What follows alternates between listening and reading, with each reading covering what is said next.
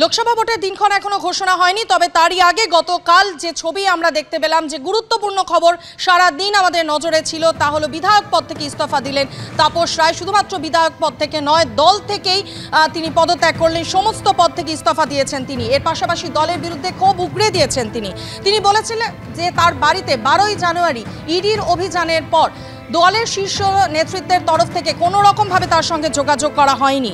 তার পরিবারের তরফ থেকে আশা করা হয়েছিল যে অন্তত মাননীয় মুখ্যমন্ত্রী একবার তার পরিবারের সঙ্গে যোগাযোগ করবেন, কিন্তু তা হয়নি। রাতারাতি নীতি বদল কিভাবে? নেপথ্যে বড় কোনো ডিল বলে পাল্টা আক্রমণ করা হচ্ছে শাসক শিবিরের পক্ষ থেকে। তৃণমূলের প্রাক্তন উপমুখ্য সচেতক কি তাহলে বিজেপিতে যাচ্ছেন? তুঙ্গে জল্পনা। 23-24 বছরে সহজে তো কেউ সম্পর্ক ছিন্ন করতে চায় না। দলে কোনো কিছু ঘটলে বা কারুর ওপর কোনো অন্যায় হলে, অবিচার হলে, অত্যাচার হলে সেটা কেউ শোনার নেই, দেখার নেই। আমার পরিবার তো এক্সপেক্ট করেছিল যে মাননীয় মুখ্যমন্ত্রী একটা ফোন করবেন। আমি কিছুক্ষণ আগে অনারেবল স্পিকারের সামনে সই করে ওয়েস্ট বেঙ্গল লেজিসলেটিভ অ্যাসেম্বলির যে মেম্বার, তার থেকে আমি ইস্তফা দিলাম। এবং এর পূর্বেই 1 তারিখে আমি যে বিভিন্ন পদে ছিলাম সরকারি এবং দলীয়, সেখান থেকেও আমি ইস্তফা দিয়েছি। 1 মার্চ আজকে এমএলএ থেকে রিজাইন করলাম। ইডি রেডটা যেটা হয়েছে তো বিজেপি করেনি, ইডি রেডটা তো সুদীপ বন্দ্যোপাধ্যায় ব্যানার্জি করিয়েছে। তাকে আমি কালিমালিপ্ত বলেছিলাম, জেলখাটা আসামি বলেছিলাম। সেই জন্য তার এই ব্যক্তিগত সম্পর্ক কাজে লাগিয়ে সে আমার বাড়িতে ইডি পাঠিয়ে दी। अरे हमको हिंसा करते हैं। प्रेसिडेंट था ना, दीदीमणि को बोल के 7 महीने में हमको वो ले लिया।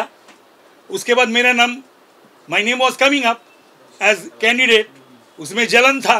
আমি এসব নিয়ে গত 4 দিনই কোনো কমেন্টস করিনি। আজকে একই জবাব, নো কমেন্টস। নয়নাদি, তাপস রায় আজকে পদত্যাগ করেছেন, কিছু বলবেন?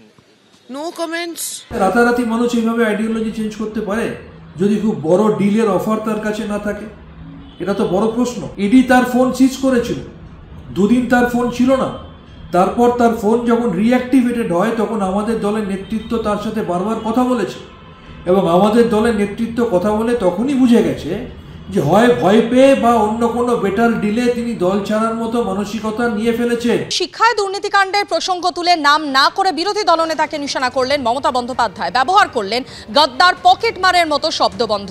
ক্ষমতা থাকলে নাম নিয়ে দেখান, আমাকে যত বেশি আক্রমণ করবেন লোকসভা ভোটে তত বেশি ভোটে আপনি হারবেন, পাল্টা চ্যালেঞ্জ ছুড়ে দিয়েছেন বিরোধী দলনেতা।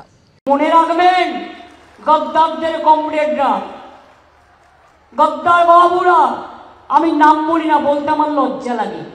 গদ্দার যদি বলেন, গদ্দারটা তো উনি সবচেয়ে বেশি। ক্ষমতা থাকলে নাম ধরে একটা সভাতে বলুন। সবচেয়ে বড় পকেট মারি স্কুল এডুকেশনে কে করেছে? ভুলে গেছেন মিদনাপুর পূর্বের লোক।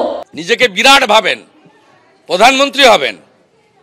ক্ষমতা থাকলে নাম ধরে একটা সভাতে বলুন। জীবনে সব থেকে বেশি পেয়েছে পার্টির থেকে, যখন পার্টিতে ছিল সব থেকে বেশি খেয়েছে, যা আমরা কোনোদিনও ভাবতে পারিনি। কোর্টে গিয়ে গরিব ছেলে মেয়েদের চাকরি খেয়ে সাধু সেজে বসে আছেন, এই সাধুগিরি আমরা বের করবই। তাহলে মুখ্যমন্ত্রী স্বীকার করে নিচ্ছেন পরোক্ষভাবে চাকরি বিক্রি হয়েছে। তো যখন এরা অধিকারী পরিবারের লোকজন তার দলের মধ্যে ছিল, তখন তিনি কথা বলেননি।